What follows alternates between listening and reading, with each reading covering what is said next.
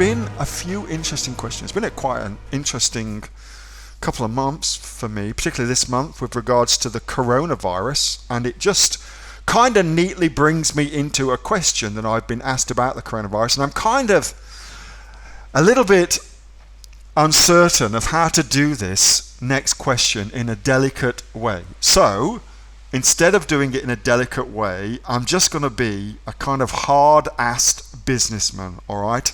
So if you have this impression of me as a lovely, fluffy snowflake, then I may be shattering that for you. But anyway, here we go. So James Campbell asked me, is all this coronavirus hype responsible for a decline in most people's sales? So, well, here's my own situation. So I have not found the coronavirus affecting my sales at all. If anything, my sales are slightly up on last year's sales. So this time of year is always a quietish time of year. I don't know why. I mean, relative to other months, it's not a fantastic month. Certainly in my business anyway. I don't know how it is in your business, but relatively in my business, it's not a fantastic month any time, any year. But this year, I'm actually up slightly on what I normally would be doing. And I believe that is because more and more people are staying home and working from home, particularly in the USA, where they've just gone nuts for this. And the USA, of course, it represents for me and my business, it's a big chunk of my business.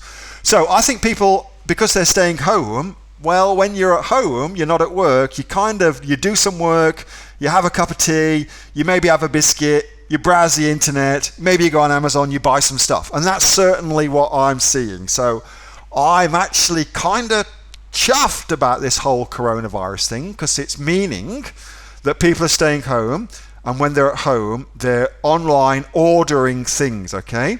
And also, something else that is anecdotal, but hear me out on this, because people are much more likely to stay home, there is evidence as well that more people are ordering their things online because, they don't want to go outside. So, so it's kind of a good thing. I mean, I personally feel this will bring a lot more people to start shopping online. It will, if it carries on. I mean, I shouldn't really say this, but let's just be realistic. There's always winners and losers in this sort of thing.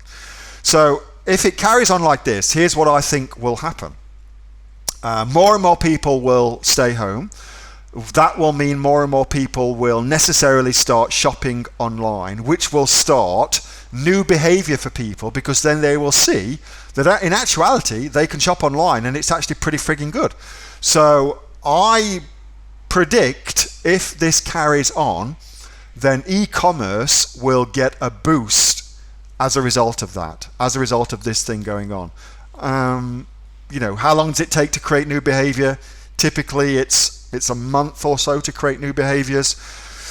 So that's kind of where it's at. I don't know. I mean, it's a kind of shitty thing to say, but for us as Amazon sellers, it's kind of good. It's kind of good.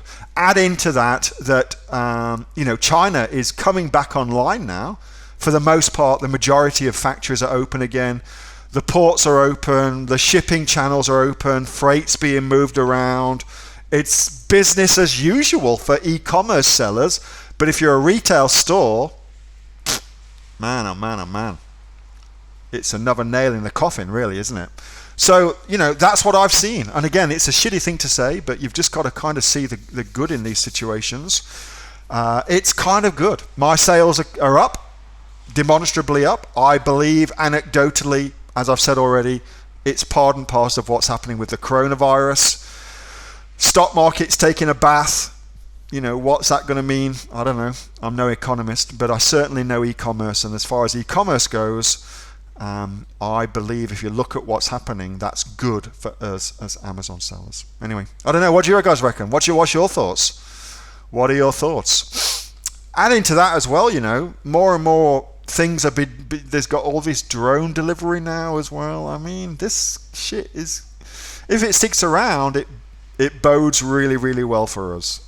And again, I'm aware that that's a shitty thing to say, but I'm also aware that pragmatically, there's winners and losers, and it's a nail in the coffin for retail, and it's a boost for e-commerce.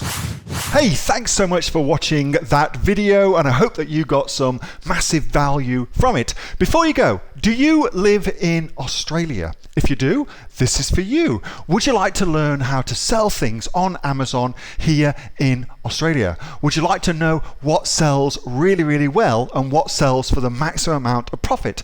Would you like to know where you can source those products from, whether that be in China or here in Australia, and how to source them so you pay bottom dollar and get maximum value for what you're doing? If you do, please subscribe to my channel and like this video, and you'll learn that and much more. It's the exact same information that people like Jeff from New South Wales have used to make $45,000 a month on Amazon, that Sue, who's from the sunny coast, has used to purchase herself a brand spankly BMW every single year as a result of her e-commerce business, and the lovely Kate from Bowral in New South Wales has used to make $32,000 a year on, a month, not a year, a month on Amazon, and indeed Anthony, who makes $15,000 a month on Amazon, selling, as he puts it, odds and sods. If you'd like to learn the exact same information that they use to maximize their profits for their Amazon businesses,